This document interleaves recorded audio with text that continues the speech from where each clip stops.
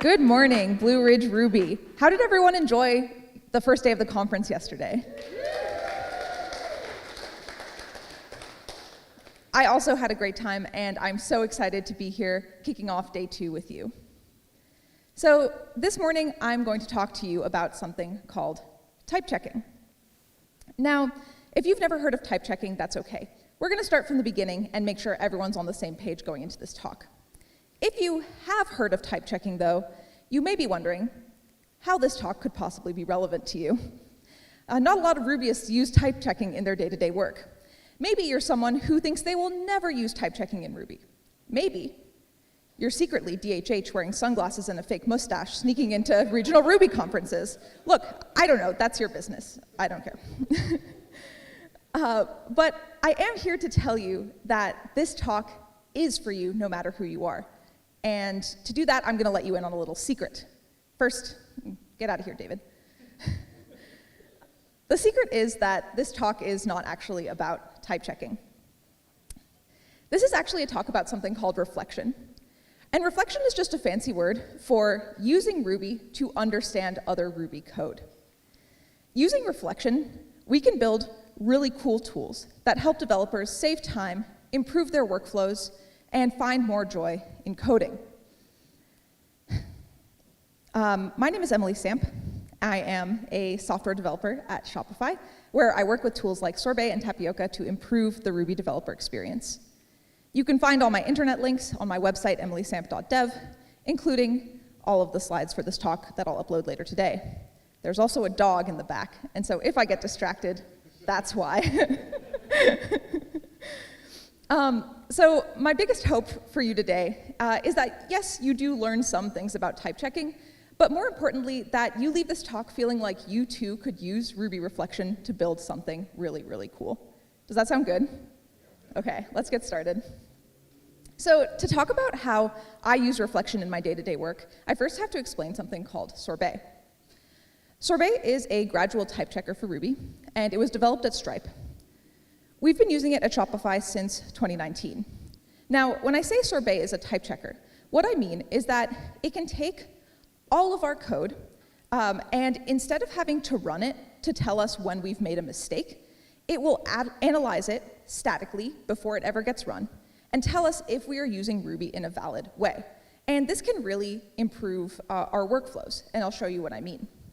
So let's say we make a new Ruby project, and in that project we create a service called Greeting Service. Greeting Service is just going to be a module that implements various types of greetings. And so the first greeting we're going to put in this service is called Basic Greet. It takes a name, it prints out hello with that name and an exclamation point. So one way we can use Sorbet to help type check this code is by adding a method signature to the method. We add a sig block that comes from Sorbet, and we tell it there's going to be one parameter in the method. It's called name, and it's a string. The method then has a void return type, which means we don't really care what the return type is, we're just printing out a message. Now, because we wrote this method signature, Sorbet can help us avoid doing silly things with this method. So for example, let's imagine in the future, we try to call this method, and instead of a string, we pass in nil. Sorbet is going to raise a type checking error, and it's going to say that it expected a string, but we're giving it nil class, meaning we told it the argument was going to be a string, and then we gave it something else instead. So rather than having to run the tests for our code or having to push to CI, Sorbet can tell us before we do any of that, we've made a mistake. And it can even do this in more subtle ways. So let's say further down the line, we want to refactor this method. We want to add a check to see if the name argument is going to be nil. And in Ruby, we do this all the time. We're always worried that things are going to be nil. But Sorbet is going to stop us from doing this too. It's going to say that our code is unreachable. Why? Because if the argument is a string, which Sorbet will enforce, then it can never be nil. And so what we've written here is code that will never run. Sorbet stops us from cluttering up our applications and ultimately confusing ourselves and making our code harder to reason about down the line. So that's really useful. But if you've ever worked on a Ruby application, you'll know that it's usually not this simple. One way that applications are a bit more complicated is that usually we use dependencies in the form of gems. So let's see how Sorbet can handle an application with a gem in it. For my greeting service, I'm going to create a new gem, and that gem is going to be called cat-say. Cat-say is similar to cow-say, where it will print out an ASCII art picture of a cat saying whatever message you pass into it. As we can all agree, I think this is a very important development in the Ruby language. So the cat-say gem, the code for the gem might look something like this. We have a module called cat-say, and inside we define a method, also called cat-say, that takes a message, prints out that message along with an ASCII art picture of a cat. So if we go to use our cat-say gem in the greeting service, we require the gem at the top of the file. Then we define a new greeting called catGreet, and in that method, we call the cat-say method from our gem. But we're going to encounter a problem if we're also using Sorbet. Sorbet is going to raise an error here and say that it can't find the module cat-say. But why? This is totally valid Ruby code. I even checked that I required the gem at the top of the file, and we all know that we have forgotten to do that many times. So the reason that Sorbet doesn't know about it is because Sorbet can only analyze the code that it finds within the bounds of our application. Because the gem is defined outside of our application, there's no way for Sorbet to know about it right out of the box. So we, the developers, have to tell Sorbet what code is available in our gem. And we do this using something called an RBI, or Ruby interface file. So what we do is we can create a set of nested folders, sorbet/RBI/gems, and inside create a cat-say.rbi file. And inside this file is nothing fancy, it's just Ruby code. And we redefine the module cat-say along with the method defined in that module. We don't have to put in any of the method body, we're just telling Sorbet, hey, in this gem, we have a module and a method available. Sorbet knows to check all of the files, all the files in this folder path, and so it can check what code is available in all of the gems that we're using in the project. Problem solved. Except, not really. Because if you've ever written a Ruby project, you'll know that you don't just use one gem. You use many gems, sometimes many, many gems, and those gems also use gems. And if you want to use Sorbet, that means you have to write an RBI file for every single one of those gems. And I don't know about you, but I do not have time for that. So this is where reflection comes in. And in this case, the reflection is going to be packaged up in a gem called Tapioca. So Tapioca is a gem that generates RBI files for Sorbet. It was developed by my team at Shopify, and last year it became the official companion gem to Sorbet, making it easier to adopt and maintain Sorbet in Ruby projects. So Tapioca does a lot of cool stuff and has a lot of awesome features, but I don't have time to talk about all of that today, even if I would like to. Instead, we're going to focus on just one thing. We're going to talk about the fact that Tapioca uses reflection to dynamically generate RBI files for gems. Let me show you what I mean. So in order to generate an RBI file for our cat-say gem, we could go to the command line and run bin/tapioca gem cat-say. And so there's going to be a bunch of output, but at the end, Tapioca is going to tell us it compiled the RBI for the cat-say gem. That just means it generated the RBI file on its own. If we go back to that same file path we talked about earlier, you'll see that there's the RBI file that we wrote, but this time we didn't have to write it. Tapioca wrote it for us. It saved us time. I'm going to spend the rest of the talk discussing how Tapioca achieves this and how it uses Ruby reflection along the way. So we're going to cover three things. First, we'll talk about the architecture of Tapioca. We'll talk about the fundamentals of Ruby reflection that Tapioca uses to generate RBI files. And we're also going to talk about how Tapioca combines some of those fundamentals to create new reflection techniques of its own. So let's start with the architecture of Tapioca. Tapioca generates gem RBIs in a process that we call the pipeline. The pipeline is made up of a few parts. First up is the queue. The queue holds parts of the gem's code that need to be turned into RBI, and I'll explain more what that means in a second. Then we have the pipeline. The pipeline is going to take items from the queue and actually create the RBI out of them. And Tapioca also keeps a version of the RBI file in memory that it adds to incrementally until the file is ready and it's written to disk. So we're going to examine these components one by one to understand how they work, starting with the queue. As I said, items in the queue are going to represent parts of the gem's code. So to be specific about it, they're going to represent constants, meaning Ruby classes and modules. In the case of the Catse gem, we only have one constant so far, the Catse module, but there will be more, so I left a couple more blocks on there. And Tapioca populates these constants into the queue using a couple steps. So first what it does is it loads all of the files in the gem. So for example, in the Catse gem, it's going to load this file that we saw earlier. When it loads the file, it runs the top level of Ruby code. And it populates Ruby memory space with information about the code that it finds. And so when it loads this line here, the Catse module, Ruby memory is going to be populated with an object representing the module Catse. This object is going to contain information about the module, such as what methods it defines, like the Catse method. And we're going to come back to that in a second. The second step is that it's going to find all of the constants in the gem in order to then populate them on the queue. So to do this, Tapioca is going to use our friend Sorbet. Remember we said Sorbet is capable of statically analyzing our code so that it doesn't have to run our code to know things about it. And so we're going to use this technique in order to find all of the constants in the gem really, really fast. So we can run Sorbet using the option print symbol table JSON. That's going to give us a JSON object with a list of all of the constants defined in the gem. And then Tapioca can parse this object. It can find the constants and put them on the queue. In the process, it's going to do something called constantizing. Constantizing just means that it takes a symbol or a string representing the constant, and it finds the corresponding Ruby object in memory. So remember, we populated Ruby memory in the first step. We found the strings in the second step. We can combine them using constantizing. In Tapioca, the process of constantizing looks something like this. It uses Ruby's constGet method. This is a method that takes a string that's the name of a constant and finds the corresponding Ruby object in memory.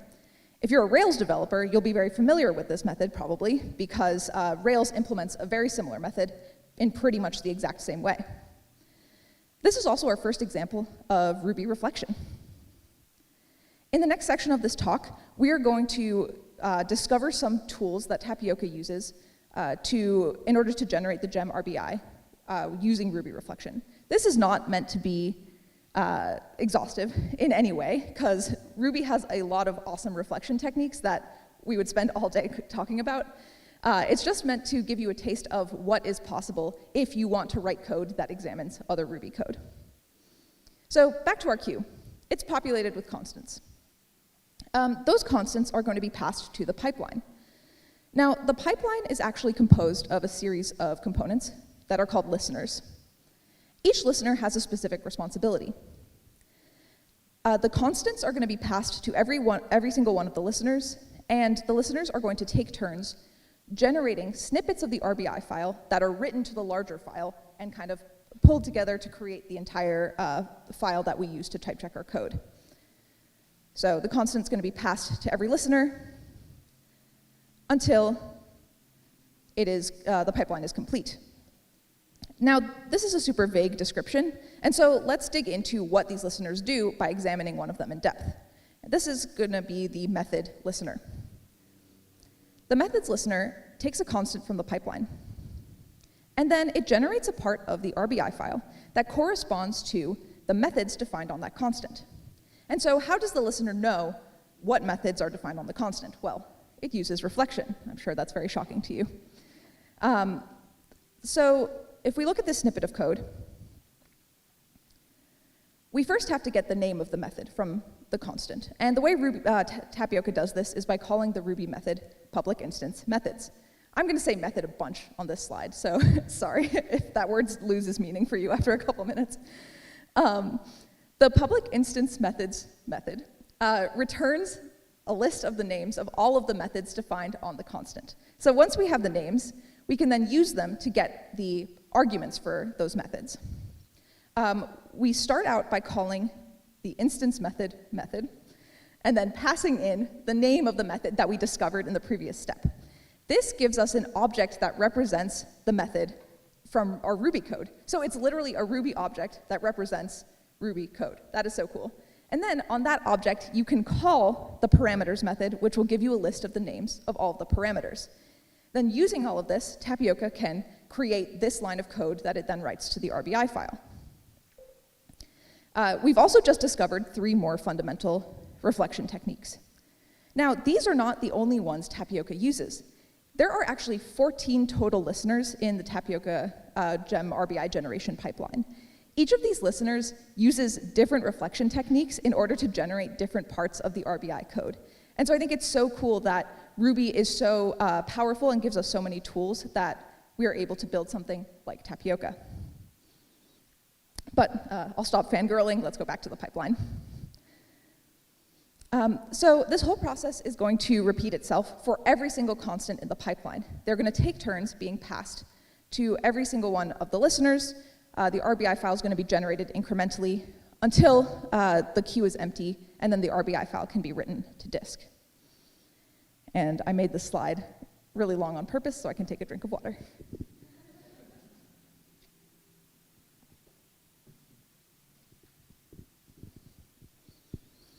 Cool, so another thing to keep in mind here is that this isn't just happening once. Tapioca is going to generate an RBI file for every gem in a project with Sorbet. And so you can think of it as Tapioca running multiple pipelines in parallel in order to generate multiple RBI files as quickly as it possibly can. This is going to be important in a second as we dive into some of the things that make Tapioca's gem RBI generation more complex. So if we go back to the queue, earlier I said that the queue is populated with constants from the gem. But we agreed at the beginning of the talk that most Ruby projects use dependencies in the form of gems, and that gems use other gems as dependencies as well. So a lot of the constants that you find in a gem are not going to have been originally from that gem. And let's look at an example of this. So if we go back to cat.say, we can imagine that I found a different gem called the ASCII art gem, and I want to use it in my cat.say gem. So in the gem, I call ASCII art.cat. So when Tapioca goes to process my gem again, it's going to discover the existence of this ASCII art constant.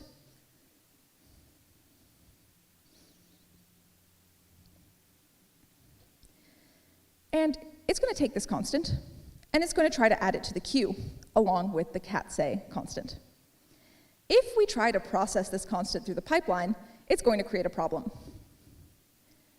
The problem is that in the resulting RBI file, we're not only going to have information about the cat.say gem, or the cat.say constant, but we're also going to have information about ASCII art.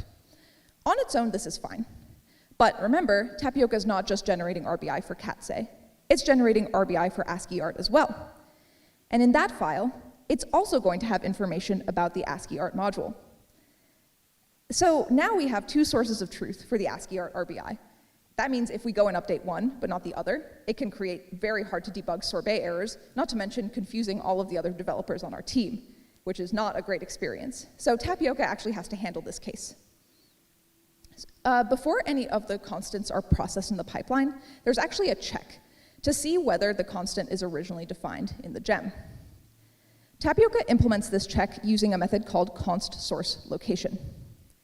This method basically returns the file name and line number where a constant was originally defined. Tapioca can then check that file name to see if it belongs to the gem that's currently being processed. If the constant was originally defined in the gem, then that's great, it can be processed in the pipeline. But if not, then Tapioca will discard it from the pipeline entirely. This rounds out our last set of Ruby reflection techniques, as we talked about how Tapioca only generates RBI that is relevant to a particular gem. Once again, this isn't an exhaustive list. This is just a few of the ways that Tapioca uses reflection. But I hope you see that there are a lot of ways that Ruby tries to help us in writing this kind of code, and I think that's really cool. However, sometimes Ruby's available reflection techniques are not enough, and we have run into a few of these instances in Tapioca. So the rest of this talk is going to be about how my teammates and I actually had to start combining some of these techniques in order to implement crucial features in the Tapioca gem. I'd like to call this section Extreme Ruby Reflection. To understand my story, we're going to go back to the cat-say gem one more time. Let's say that I want to change the functionality of the gem. Rather than having to include the cat-say module, I want to be able to call the cat-say method from anywhere in my Ruby code. In Ruby, this is actually pretty easy to do. We can just add a line to our gem that says object.include cat-say. What we're doing here is taking all of the methods from the cat-say module and making them available on Ruby's object class. All classes and methods are descendants of object in Ruby, and so that means we can call the methods from cat-say on any object, which is basically anywhere in Ruby code. Now, if you've seen an include, historically it's probably looked more like this. Usually in Ruby, when we call include or prepend or extend, we do it inside of a class or module definition. But because this is Ruby, we don't have to do that. We can do includes and prepends and extends anywhere we want. And I'd like to call that a dynamic mix-in.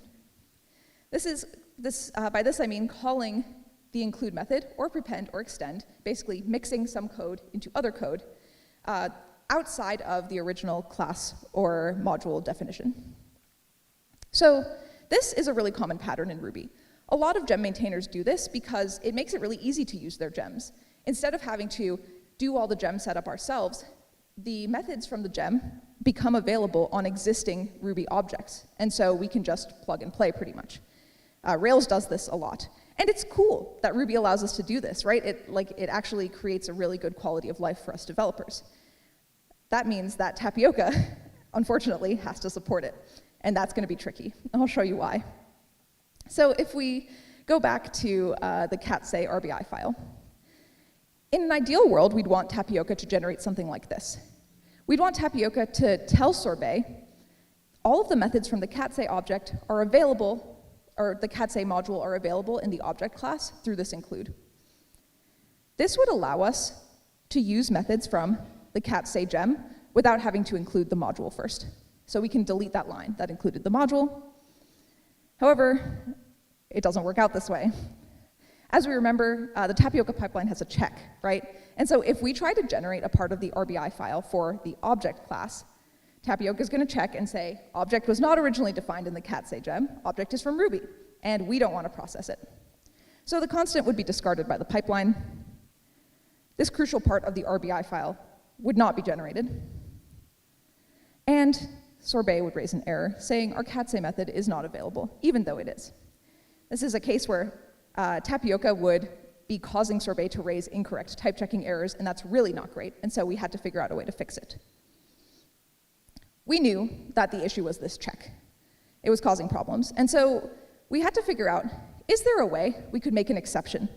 Could we see whether a constant has a dynamic mix-in happen within the gem, and if so, bypass the check entirely? So in order to build this feature, we knew that Tapioca would need to know a couple things. First, it would need to know which constants have dynamic mix-ins. Yes, icon showing we need to know that. And then we need to know where in the gem, where those mix-ins happen to determine whether they happen in the gem or somewhere else outside. So in order to accomplish this, we'll go back to our idea of populating Ruby memory. We're going to create a new object called the mix-in tracker. And you can think of this as a kind of database that keeps track of all of the mix-ins that happen within a gem, like our mix-in between object and cat-say. The mix-ins would contain references to the constants involved in the mix-in. And so if we had this object in memory, then it would be easy for us to check during the pipeline process whether a constant has a mix-in happen within the gem. So in order to accomplish this, Tapioca actually implements a dynamic mix-in of its own. First, it reopens Ruby's module class, and it prepends, dynamic prepend, a new anonymous module to it. Inside of that prepend, it overrides the append features method. And this is just an internal method within the include method, so you can think of this as us adding new functionality to the include method. Inside of that method, we take the mixin tracker, that object that we saw in memory, and we register information about the mixin to it. So we are populating Ruby memory with information about every single mixin that happens while the gem is loaded.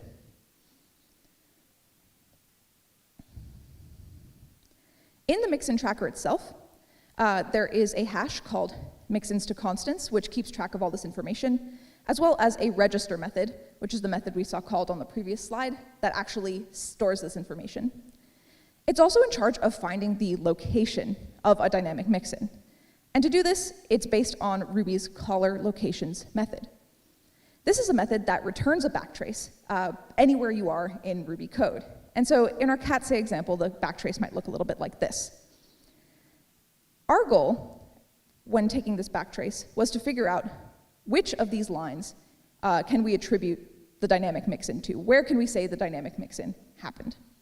Ruby did not have a way to do this for us, and so we actually ended up figuring out a new way on our own.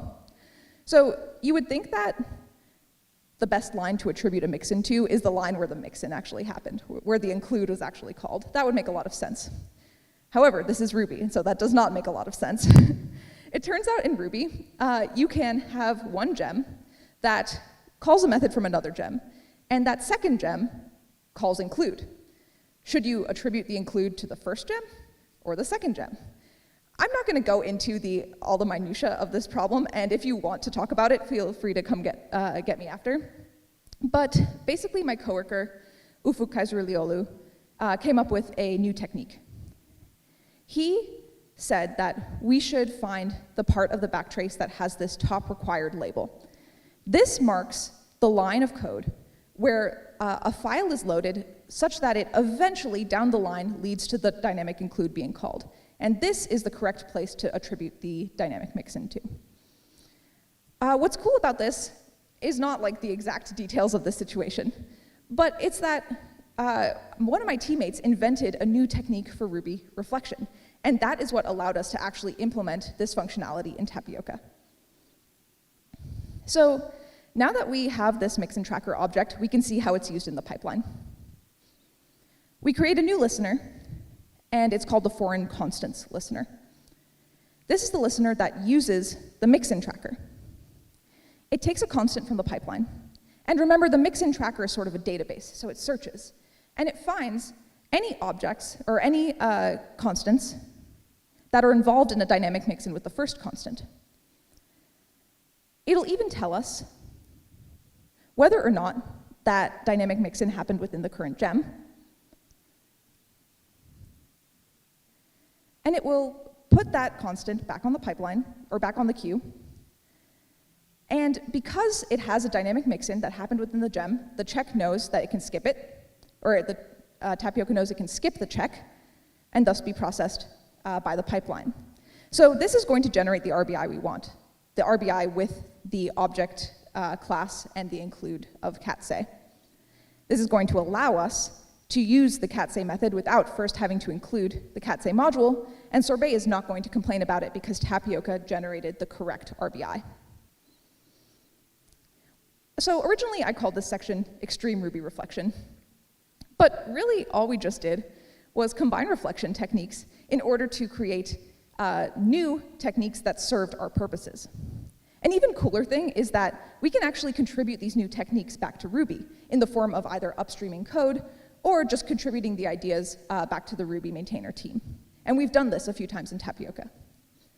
I'm almost done with my talk, but before I wrap up, I'd like to give a couple shout-outs. First, I'd like to talk about something that's very near and dear to my heart, which is WNB.RB. WNB.RB is the largest community of women and non-binary Ruby developers in the world, with almost 1,000 members globally. You can find out more about us on our website, wnb-rb.dev. We're also hosting a casual lunch today here at the conference, so if you identify as a woman or non-binary person, please join us. We'll be leaving from the venue here around 12:05 and walking over to S&W Market, which is about a 10-minute walk away. I swear I didn't plan this with Jeremy's gratitude thing, but I'd also like to give a huge shout out to Jeremy and Mark and all the other organizers of this conference.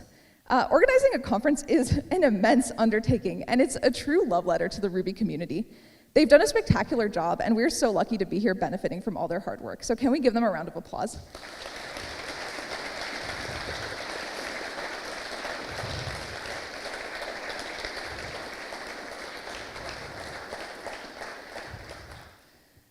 So to briefly recap what we talked about. First, we learned about the architecture of Tapioca's Gemma RBI generation pipeline. Then we learned some of the fundamentals of Ruby reflection and how they're applied in Tapioca. And finally, we learned that we can combine some of these techniques to invent new reflection techniques of our own. I'm a nerd, and so I'd like to consider this a kind of extreme sport, like skiing, or snowboarding, or giving conference talks while 7 months pregnant.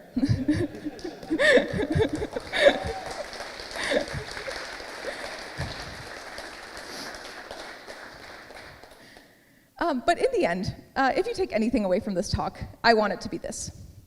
With Ruby, you can build really, really cool tools that help other developers find joy in coding and create things that matter. Like organizing conferences, building tooling is a kind of love letter to Ruby. It ensures the longevity of our community, as well as the continuous growth and improvement of the Ruby language. I hope that this talk has inspired you to want to do some of this kind of work and has given you some of the tools you'll need to get started. Thank you.